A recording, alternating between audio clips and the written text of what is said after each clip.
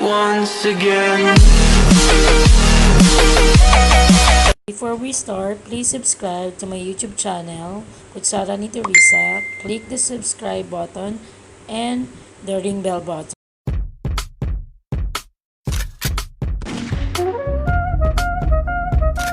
Hello mga kakutsara! Eto naman tayo sa panibagong edisyon ng Kutsara ni Theresa. Okay, so gagawin ko ng panibagong dish, pang dinner or pang lunch. All-time Pinoy favorites, panlasang Pinoy siya. Ang tawag dito ay ang classic chicken pastel or pastel na manok. So let's start cooking! Ayan. So, para sa ating pastel na manok, ito ang mga exact ingredients o mga sangkap ng pastel na manok. 1 kilong manok, 1 pirasong chorizo de Bilbao, tinadtad ko siya, 1 malaking sibuyas, tinadtad ko rin, itong mantikilya or margarine, siguro mga 1/4 lang po. Tapos, 1 maliit na carrots, tinadtad ko, hiniwa ko ng kwadrado. Patatas, 2 katamtamang mga medium size na potato, hiniwa ko ng pakwadrado or yung square. I cut it square. And then, 1 maliit na Vienna sausage na kinat ko rin ng square o pakwadrado. Kung wala kayong olives, pwede yung greenpeas. 1 maliit na can ng greenpeas. Tapos, atay balon-balunan, mga 1/2 kilo. 1 gatas na evaporada, maliit lang. Tapos, tong harina, 1/4 cup na harina, 1 kutsarang asin, kalahating kutsarang pamintang durog, tapos itong nor cubes na chicken, sa 2 tasang tubig. Tapos 4 na ulo ng bawang na pinitpit. Okay, so yan po yung sangkap natin para sa ating pastel na manok. So una natin gagawin, turn heat on, painitin natin ang kawali. Ayan, pag mainit na po siya, lagyan po ng mantikilya or margarine. Ayan. At yung bawang. Para hindi po masunog ang margarine, lagyan po ng konting mantika.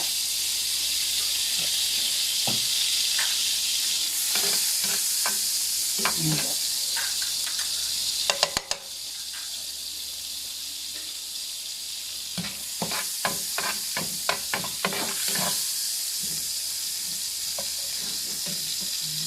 Ayan konti. Ayan.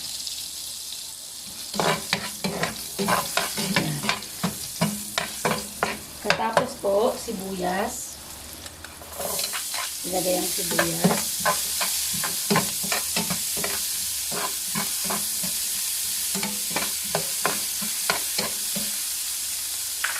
At ang chorizo po.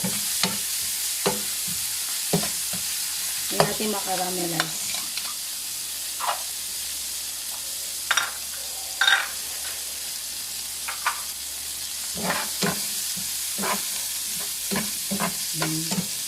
Ang bango ng chorizo.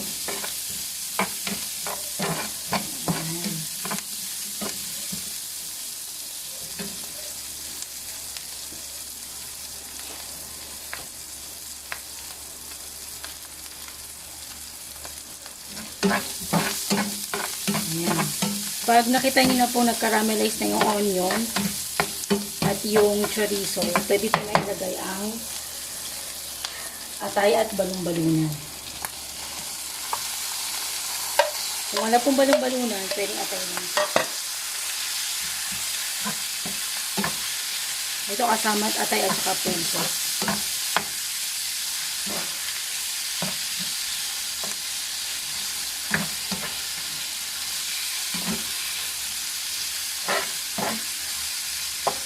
Ayan. At isunod po ang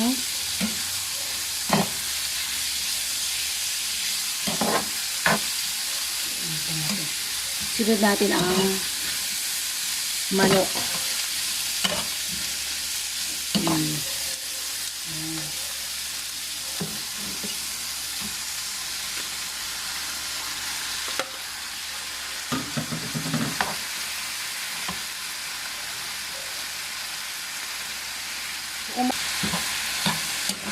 Okay na yan sa 1 kilo.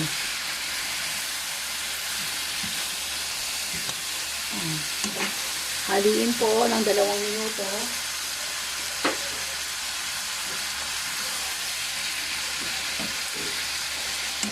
Ayan. So, lagyan na po natin ang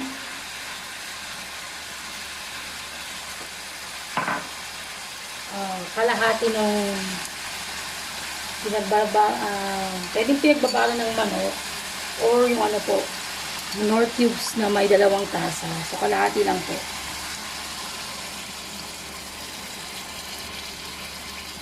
Ayan.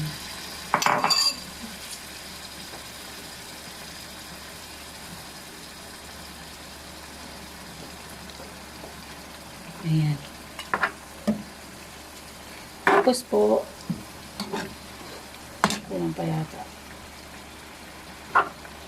Ayan. Tapos takpan po siya. Pakuluin po hanggang 10 minuto. Ayan. Hintayin po natin siya hanggang 10 minutes po. Mga kakutsara. Okay? Ayan. After 10 minutes, ilagay na natin ang ibang sangkap. Except yung harina at saka yung gatas. So, itong asin, paminta, asin, patatas,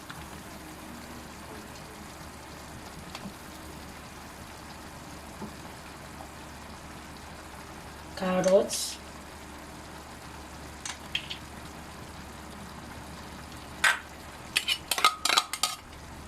greenpeas, pwedeng olives, yung green olives, and then yung Vienna sausage. Yan. Ito delikado. So, usually sa chicken pastel, yung old classic, nilalagay po yun ng, binibake po siya, nilalagay ng crust. So, ngayon, pwede nang kahit walang crust. Tapos po, pagkatapos po neto, ilagay po yung natitirang. Paghalo po ng mga ibang sangkap, ilagay po yung natitirang sabaw. Ayan.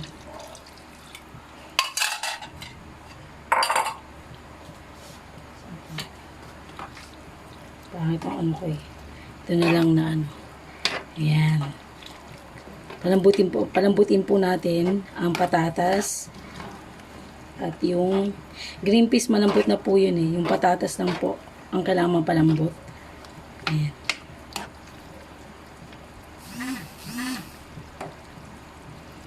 So, kailangan nasa ilalim yung patatas para maluto. Ayan. Ayan.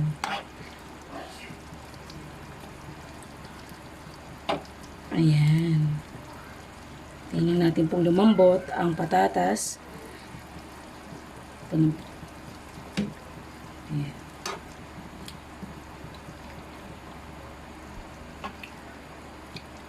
Ilabas natin ang atay kasi ang atay po pag tumatagal, tumitigas.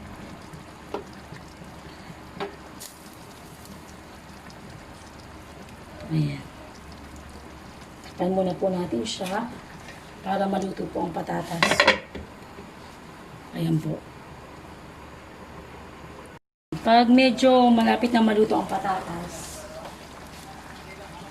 ilagay po natin yung evaporated milk. Ayan. Tapos yung harina po. Tunawin muna po natin yung harina. Saka ilagay.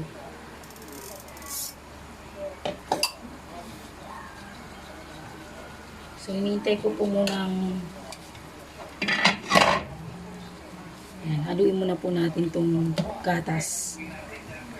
Ang harina, gagamitin na po yun para kung kailangan natin palaputin itong ating chicken pastel.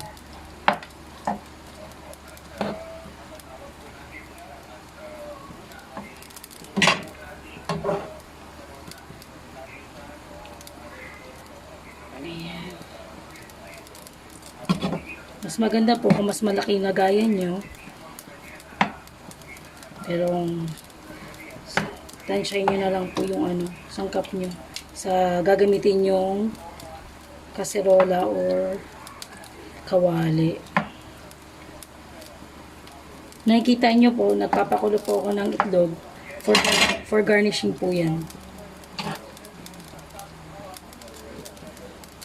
Ayan. Hindi pa malambot ang patatas natin. So, hindi pa po natin ilalagay muna yung harina.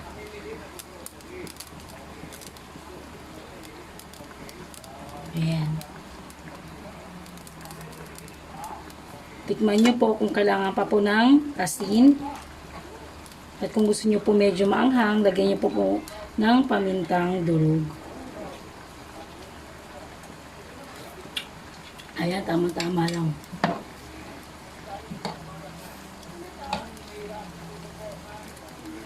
Ayan. Asin po hindi na kailangan kasi yung nor cubes po, medyo maalat na po yun eh. So, hintayin lang po natin lumambot ang patatas. Kung malambot na po ang patatas, ilalagay na po natin ang tinunaw na tawag dito, harina. Flour diluted with water. So, kunti-kunti lang po. Ilalagay lang naman po natin ito para lang lumapot.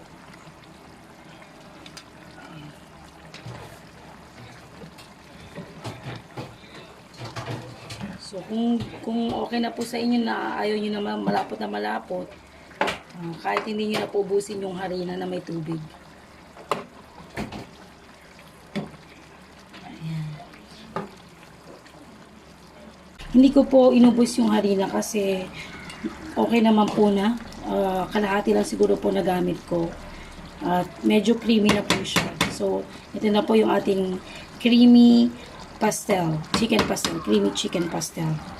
So, for garnishing na po siya. Ano na natin ang konti ng sugar para hindi po natin malasahan yung harina. So, ito na po ang ating creamy chicken pastel. Ayan. All-time Pinoy favorites. Panlasang Pinoy. Super sarap. So, that's it. Again, thank you for watching. Dun po sa mga hindi pa nakaka-subscribe. Click nyo lang po yung subscribe button po doon sa aking channel. Dito po sa aking channel. At huwag nyo pong kalimutan din i-click ang ring bell button para po ma-notify kayo sa mga latest updates. Again, thank you for watching po. Happy cooking. To God be the glory. Once again.